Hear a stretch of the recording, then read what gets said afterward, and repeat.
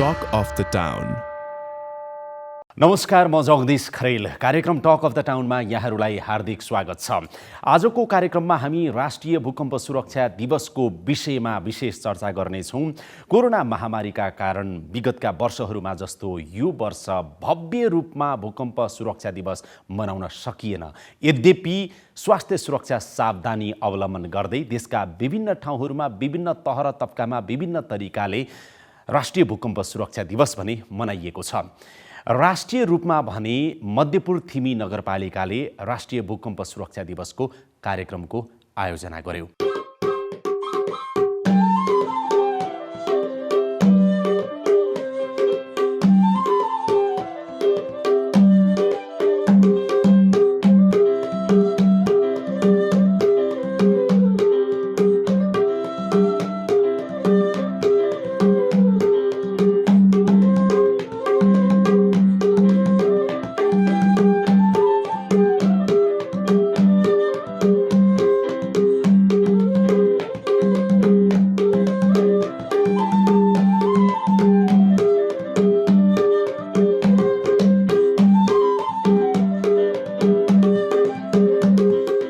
मध्यपुर थिमी नगरपालिकाद्वारा आयोजित राष्ट्रिय भूकम्प सुरक्षा दिवसको यो विशेष समारोहमा आयोजक तथा विभिन्न सरकारवालाहरूले भूकम्पीय जोखिम र यसको न्यूनीकरण तथा व्यवस्थापनको विषयमा चर्चा गरेका थिए। Talk of the town. Shri Suryanarayan Shrestha, सदस्य सचिव, भूकम्प सुरक्षा दिवस। अहिले हामीले गरिरहेका प्रयासहरूलाई अझ परिमार्जन गर्दै अझ नवीन ढङ्गले अझ प्रभावकारी ढङ्गले अगाडि बढाउनु पर्ने आवश्यकता रहेको छ। 2072 सालको विनाशकारी भूकम्प पश्चात नेपाल सरकार राष्ट्रिय पुनर्निर्माण प्राधिकरणको नेतृत्वमा पुनर्निर्माणको काम अहिले अन्तिम चरणमा प्रवेश गरेको छ। भूकम्प पश्चातको पुनर्निर्माणमा नेपालले हासिल गरेका अनुभव र सिकाइलाई संस्थागत गर्ने र त्यो ज्ञान, सिप र अभ्यासलाई निरन्तरता दिन हाम्रो इमानदार प्रयत्न निरन्तर हुन जरुरी छ। नेपालका नगरपालिकाहरूले भवन निर्माण संहिताको पालना गरी सुरक्षित भवन निर्माणको सुनिश्चित गर्ने र संस्थागत गर्ने कार्य हाल भइरहेको छ। हाल यी प्रयास गाउँपालिकाहरूमा समेत विस्तार गर्ने क्रम सुरु भएको छ। यस अभियानमा सरकारी निकाय, स्वदेशी विदेशी दात्री निकायहरू, गैर सरकारी सङ्घ संस्था तथा विकास साझेदारहरूले पनि भूकम्पीय सुरक्षाको अवधारणालाई अगाडि बढाउँदै आएका छन्। भवन निर्माण संहिताको प्रभावकारी कार्यान्वयन गर्ने सन्दर्भमा उत्साह छ, प्रतिबद्धता छ र मुलुकभर दौरो घर एवं दिगो बस्ती निर्माण गर्न सम्पूर्ण 753वटै स्थानीय निकायहरूमा दिगो र संस्थागत प्रणालीसहित भवन निर्माण संहिताको कार्यान्वयन हुनु जरुरी छ। साथै व्यवस्थित बस्ती विकास र सहरीकरणका लागि हरेक नगर तथा ग्रामीण तहमा प्रकोपमा आधारित रहेर जोखिम संवेदनशील भू उपयोग योजना तयार गरी कार्यान्वयन गर्नुपर्ने अवस्था छ। भूकम्प लगायत विपदका लागि समुदाय नै अग्रसर हुनुपर्दछ। सामुदायिक क्षमता अभिवृद्धि कति महत्त्वपूर्ण छ भन्ने कुरा 2072 सालको भूकम्पले उजागर गरेको छ। नेपालको संविधानले निर्देश गरे अनुरूप स्थानीय सरकार सञ्चालन ऐन निर्माण भई कार्यान्वयन भइरहेको छ। यस ऐनले विपद जोखिम व्यवस्थापनका बारेमा स्थानीय तहको भूमिकालाई स्पष्ट रूपमा व्याख्या गरेको छ। यसले विपदलाई उद्धार र राहत केन्द्रित भन्दा पनि जोखिम न्यूनीकरणमा केन्द्रित गर्ने एवं जोखिम न्यूनीकरणलाई का प्रयत्नहरूलाई स्थानीय तहमा समुदाय स्तरसम्म पुर्याउने गरी कार्यान्वयन प्रक्रिया अगाडि बढेको छ। म श्री पद्म कुमार मैनालीजीलाई आग्रह गर्छु। भूकम्प सुरक्षा दिवस प्रचार प्रसार उपसमितिका संयोजक पनि हुनुहुन्छ र महानिर्देशक शहरी विकास तथा भवन निर्माण विभाग। भूकम्पीय विपदले विकास मात्र होइन, विकासका चाहनालाई अर्थात् समृद्धिको सपनालाई पछाडि धकेल्दिन्छ। त्यसैले साझा प्रयास र सहकार्य जरुरी छ ताकि हामी जोखिम न्यूनीकरण गर्न सकौँ। त्यसैले यो दिवसको सन्दर्भमा भूकम्पीय जोखिम न्यूनीकरण, प्रतिकार्य, पूर्व तयारी तथा सुरक्षित भवन निर्माण लगायतका विषयमा यथेष्ट र प्रभावकारी प्रचार प्रसारको माध्यमबाट जनचेतनाको विकास र विस्तार गरी जनधनको क्षतिको न्यूनीकरण गर्नुपर्नेछ र त्यसका लागि सहकार्य जरुरी छ। यस सन्दर्भमा म 4वटा ग्लोबल कमिटमेन्टहरूलाई स्मरण गर्न मनासिब ठान्छु। पहिलो, दिगो विकास लक्ष्य, जुन लक्ष्यले सुरक्षा सजगता बढाउन राष्ट्रिय र अन्तर्राष्ट्रिय सहकार्य तथा प्रतिबद्धतालाई अगाडि बढाएको छ।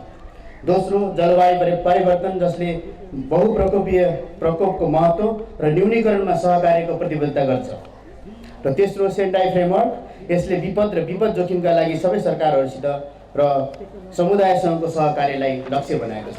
र चौथो, तेस्रो विश्व बसोबास सम्मेलन अर्थात् Kyoto declaration for new urban agenda, जसले बस्ती र सहरहरूको रेजिलियन्सीलाई महत्त्वपूर्ण अङ्गको रूपमा लिएको छ। त्यसै गरी समृद्ध नेपाल र सुखी नेपालीको राष्ट्रिय लक्ष्यसहित तयार भएको 15औं योजना र सोको कार्यान्वयन रणनीति, विपद जोखिम न्यूनीकरण राष्ट्रिय नीति 2075, रणनीति कार्ययोजना 2018-2030 र संस्थागत प्रयासका लागि गठित राष्ट्रिय विपद जोखिम न्यूनीकरण तथा व्यवस्थापन प्राधिकरणहरू हाम्रा राष्ट्रिय प्रयासहरू हुन्। यसै गरी स्थानीय तहसम्म यो ज्ञान र सिपलाई एकीकरण र रूपान्तरण गर्न स्थानीय सरकार सञ्चालन ऐन 2074, सेन्डाई कार्ययोजना 2015-2030 ले समेत महत्त्वपूर्ण भूमिका खेलेको छ। यसै सन्दर्भमा भूकम्पीय क्षेत्रमा शहरी विकास तथा भवन निर्माण विभाग नेपाल सरकारको नेतृत्वदायी निकाय हो। यो विभागले भवन ऐन 2055 बमोजिम नेपालमा राष्ट्रिय भवन संहिता नेपाल नेसनल बिल्डिङ कोडको तर्जुमा गर्ने, आवश्यकता अनुसार परिमार्जन गर्ने, कार्यान्वयन गर्ने र गराउने तथा त्यसको अनुगमन र पृष्ठपोषण गर्ने काम गर्दछ। इन्जिनियर मात्र जानकार भएर नपुग्नेदेखि विगतको 1 दशकसम्म हामीले डकर्मी तालिमका विभिन्न कार्यक्रमहरू देशभरि नै चलायौँ। घर धनीसँग प्रत्यक्ष सम्पर्कमा रहने डकर्मीहरूमा गरिएको रूपान्तरण गरिएको ज्ञान र सिपले एकदमै सकारात्मक सन्देश दिएको छ। झ्यालको तल र माथि तथा कुनाहरूमा गरिने एकदम संरचनात्मक बन्धनहरू राखी निर्माण कार्य गर्ने काममा डकर्मी तालिमले ठुलो सहयोग गरेको छ। 2072 सालको भूकम्पपछि प्राप्त भएका सिकाइहरूलाई समेत संलग्न राखी भवन संहिताहरूको परिमार्जनहरू समेत भएको छ र सबैभन्दा महत्त्वपूर्णको रूपमा लिएको नेपाल नेसनल बिल्डिङ कोड 105 2020 अथवा seismic designs of building in Nepal 2077 साल साउन 19 गते नेपाल सरकारबाट स्वीकृत भई 77 साल मङ्सिर 8 गते राजपत्रमा प्रकाशित भई लागू समेत भइसकेको छ। यसै गरी यस्ता कार्यहरू निरन्तर गर्न शहरी विकास र भवन निर्माण विभागमा एउटा डेडिकेटेड युनिट राष्ट्रिय भवन प्रविधि अनुसन्धान केन्द्रको स्थापना भएको छ। यसले मौलिक संरचना र मौलिक निर्माण विधिहरू, स्थानीय वास्तुकलाको अध्ययन, त्यसको अनुसन्धान र प्रकाशन तथा राष्ट्रिय सङ्घ संस्था र शैक्षिक निकायसँग समेत सहकार्य गर्नेछ। तथापि केही चुनौतीहरू छन्। सहकार्य आफैमा चुनौतीपूर्ण पनि छ। यसै बिचमा सबै सरकारहरूको बिचमा सादा धारणा बनाई एकीकृत कार्ययोजना सहित शहरी तथा बस्ती विकास मापदण्ड र भवन संहिताको कार्यान्वयनमा अगाडि बढ्नु पनि आजको ठुलो चुनौतीको रूपमा लिइन्छ। नयाँ बन्ने भवनमा मात्र केन्द्रित भएर पुगेन।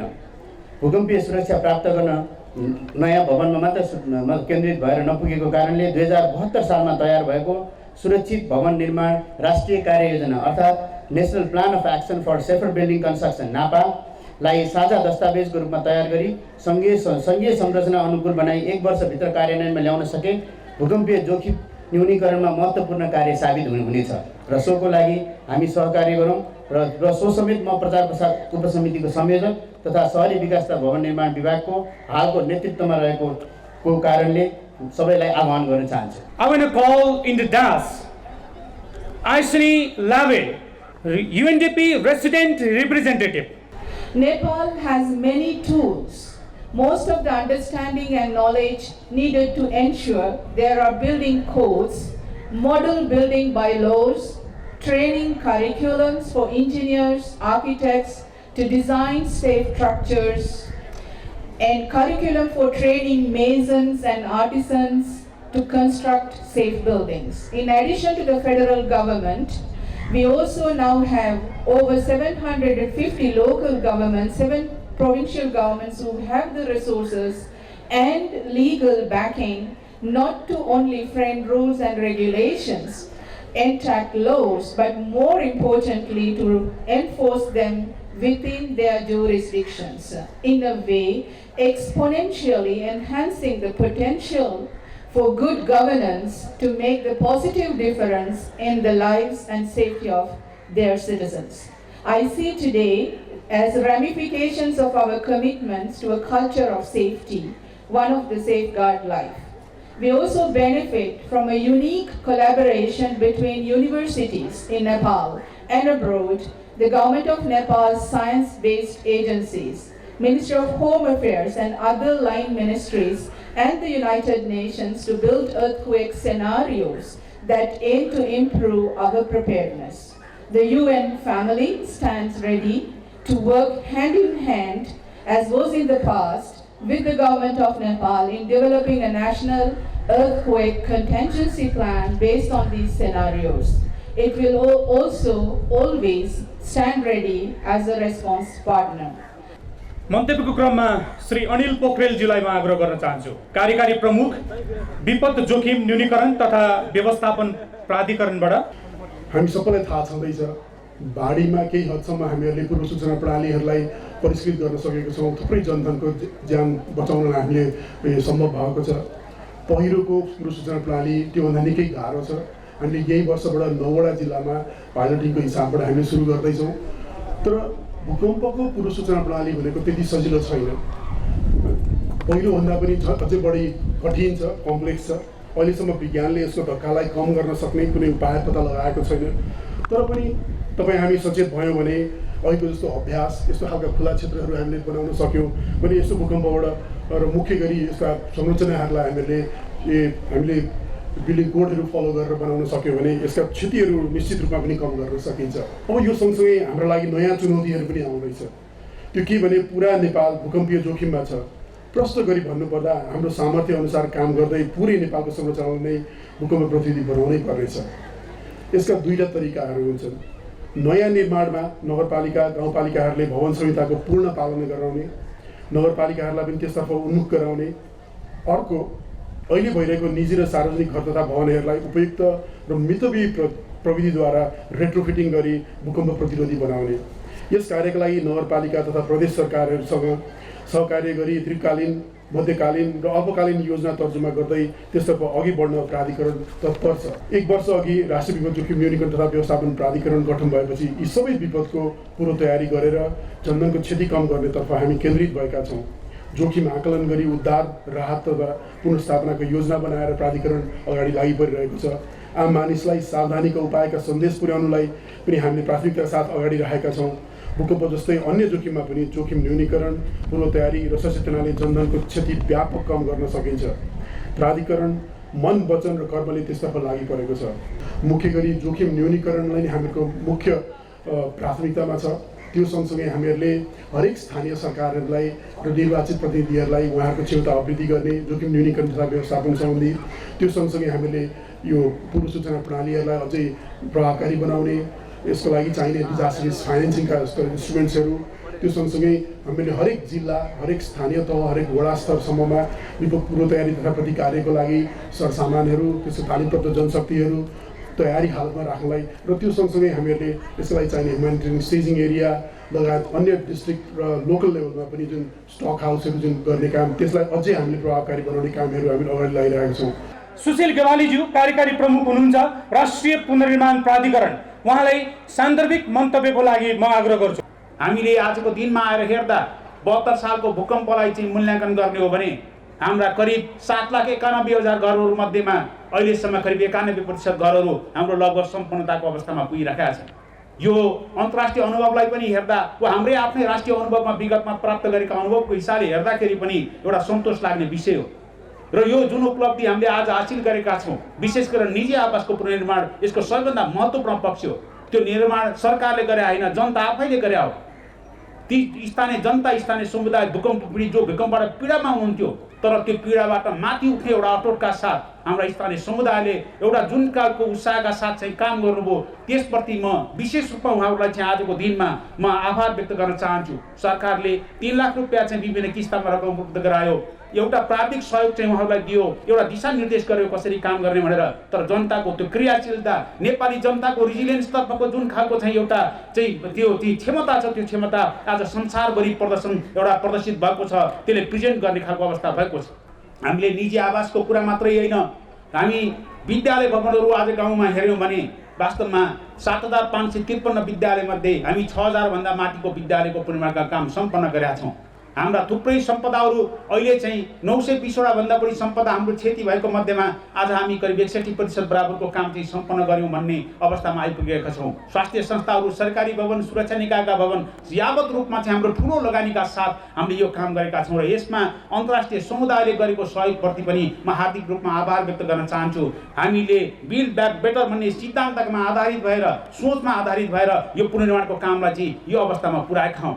र त्यसले आजको दिनमा फर्केर हेर्दाखेरि चाहिँ हाम्रो मुलुकलाई वास्तवमा चाहिँ आज चाहिँ जुन तहमा चाहिँ हाम्रो सुरक्षित घरहरू चाहिँ बनेको छ, हिजो हाम्रा घरहरू ढल्ने अवस्थामा थिए, भत्किने अवस्थामा थिए, आज सुरक्षित घर बनेका छन्। 3 किस्तामा रकम लिने कुराका निम्ति जनताले त्यसलाई चाहिँ स्वीकार गर्दै काम अगाडि बढाउनु भयो। सरकारले त्यही ढङ्गको सहयोग पुर्याउँदै आज चाहिँ सुरक्षित घर बनेको कुरा छ। हाम्रा 8 लाख करिब घर जुन बन्दैछन् ती घरहरू चाहिँ हाम्रो यत्तिकै हिजोको जस्तो मात्रै घर बन्दै छैनन्, सुरक्षित घर बन्दैछन्। यद्यपि नेपालमा राजनीतिक सङ्क्रमणको एउटा अवस्थाबाट गुज्रियो नेपालको पुनर्निर्माण, संविधान निर्माणको क्रमबाट चाहिँ त्यो सङ्क्रमणबाट गुज्रियो, तर त्यति हुँदाहुँदै पनि हामीले चाहिँ त्यसलाई सम्हाल्दै हामीले चाहिँ एउटा राष्ट्रिय चाहिँ एउटा सहमतिको पूर्ण ढङ्गले चाहिँ यसलाई कामलाई अगाडि बढाउन सक्ने स्थिति भयो। र म राष्ट्रिय चाहिँ परामर्श परिषदले वास्तवमा नेपालको पुनर्निर्माणप्रति गरेको प्रशंसा र त्यसको चाहिँ सन्तोषजनक उपलब्धि भएको भनेर गरेको निर्णयप्रति म चाहिँ आभार पनि व्यक्त गर्न चाहन्छु, धन्यवाद ज्ञापन गर्न पनि चाहन्छु। सभापतिको हिसाबले अहिले मदन सुन्दर श्रेष्ठ मध्यपुर तिमी नगरपालिकाका मेयर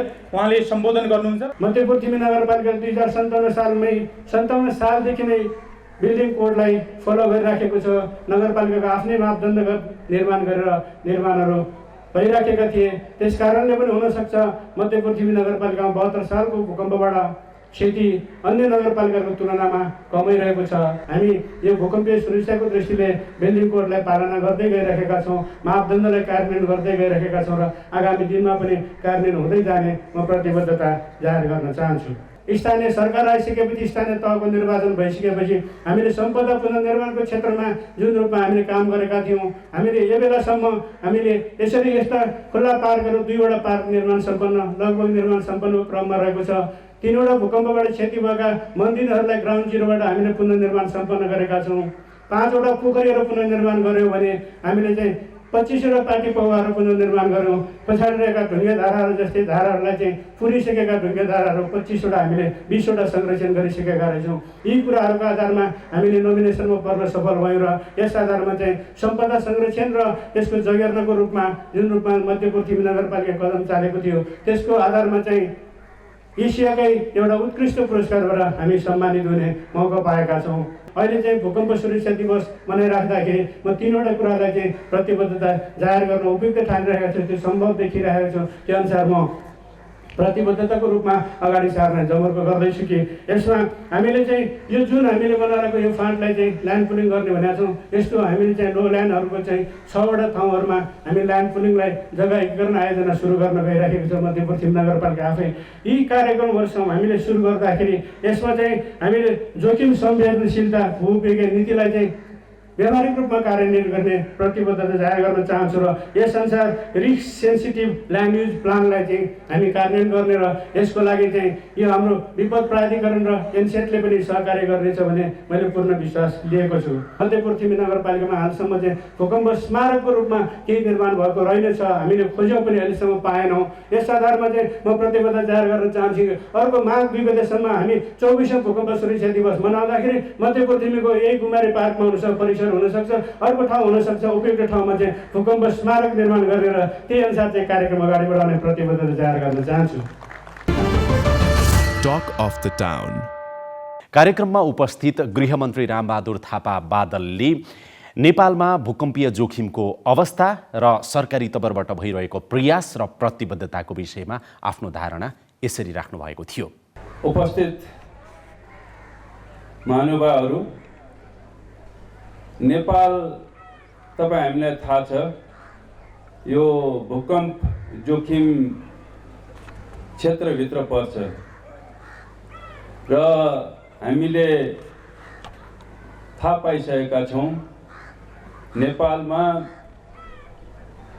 विगतमा होस् वा भविष्यमा भूकम्पहरू आउने गरेका थिए र आउने छन् र विगतमा गएका महाभूकम्पहरूले हाम्रा हजारौं नागरिकहरूको ज्यान लिइसकेको छ।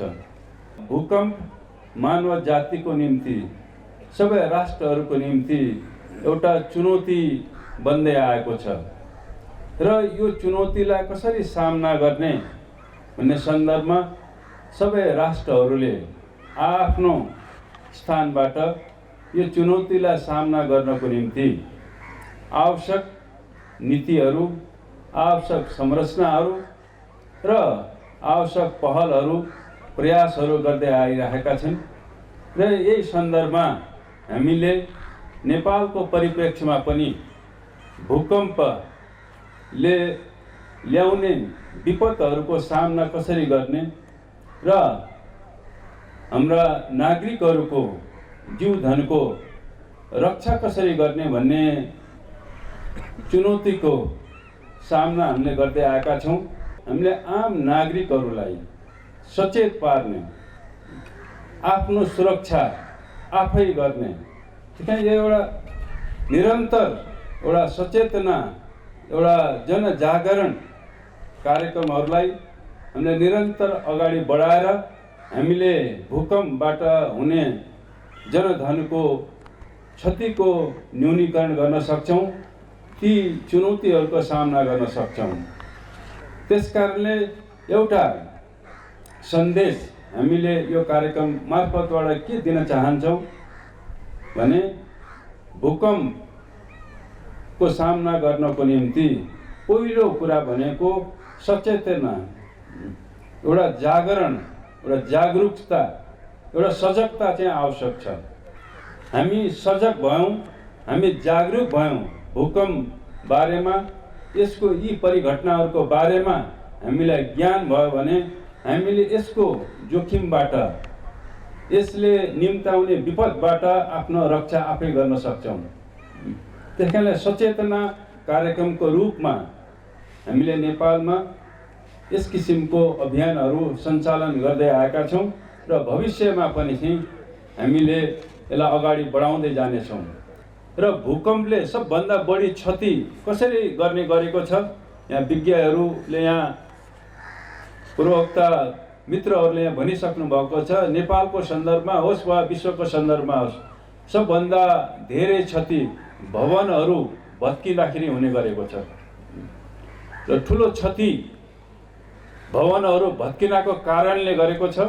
र हामीले भवन भूकम्प आउँदाखेरि हामी घरभित्र हुँदा कसरी आफ्नो रक्षा गर्ने त्यो ज्ञान, त्यो चेतना, त्यो अनुभव नहुँदाखेरि पनि क्षति हुने गरेको छ। त्यसकारणले यो क्षतिलाई न्यूनीकरण गर्ने, यसको चाहिँ जोखिमबाट बच्नको निम्ति के गर्न जरुरी छ, कस्तो किसिमको नीति हामीले निर्माण गर्न जरुरी छ, यो विषयमा हाम्रा विज्ञहरूले, सरकारले भवन संहिता निर्माण गरेको छ।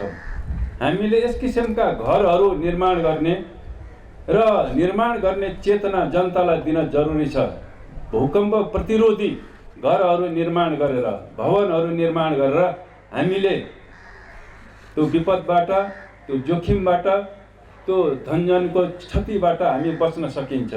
हामीले भूकम्पको सामना गर्नको निम्ति राज्यले माथिदेखि तलसम्म संरचनाहरू हामीले निर्माण गरेका छौँ। विभिन्न किसिमका सङ्घ संस्थाहरू पनि हामीले निर्माण गरेका छौँ। अब अहिले भर्खरै हामीले स्वयंसेवक ब्युरो चाहिँ पनि गठन गर्ने र लाखौँको सङ्ख्यामा स्वयंसेवकहरूको उत्पादन गर्ने पनि हामीले नीति चाहिँ लिएका छौँ। तर यी सङ्घ संस्थाहरू विभिन्न चाहिँ तहहरूको बिचमा, निकायहरूको बिचमा सहकार्य र समन्वय नहुने हो भने चाहिँ हामीले चाहिँ भूकम्पको अवस्थामा क्षतिलाई हामी न्यूनीकरण गर्न सक्दैनौँ, त्यो जोखिमहरूको हामी सफलतापूर्वक सामना गर्न सक्दैनौँ। त्यसकारणले तेस्रो कुरा हामीले आत्मसात गर्नुपर्ने कुराहरू चाहिँ परस्पर सहकार्य। यो विगत यो 72 सालको भूकम्पमा अझ धेरै क्षति हुन्थ्यो, तर ती क्षतिहरूलाई हामीले धेरै हदसम्म न्यूनीकरण गऱ्यौँ। एउटा उदाहरण हामीले नेपालका हाम्रा विभिन्न निकायहरूले, विभिन्न पक्षहरूले एउटा सहकार्यको, समन्वयको र एकअर्कालाई सहयोग गरे एउटा उदाहरणहरू हामीले प्रस्तुत गऱ्यौँ। थुप्रै हाम्रा मित्र राष्ट्रहरूले पनि हामीलाई आपद परेको बेलामा चाहिँ उनीहरूले सहयोग गरेछन्। Talk of the Town।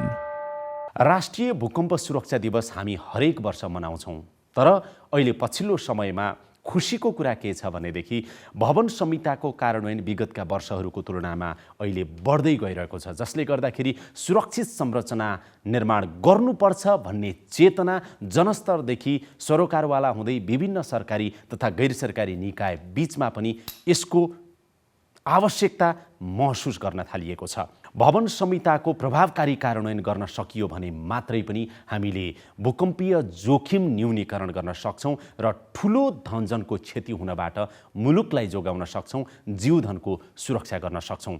भूकम्पीय जोखिमबारे आजैदेखि चर्चा गरौँ र यसको न्यूनीकरण तथा व्यवस्थापनको लागि जनस्तरदेखि सबै सरोकारवाला निकायहरू अग्रसर रूपमा लाग्न जरुरी छ।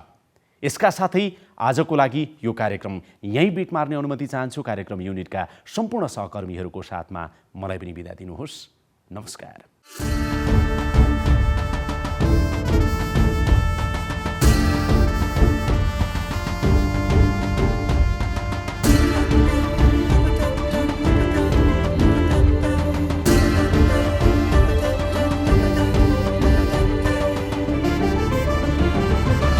Talk of the Town.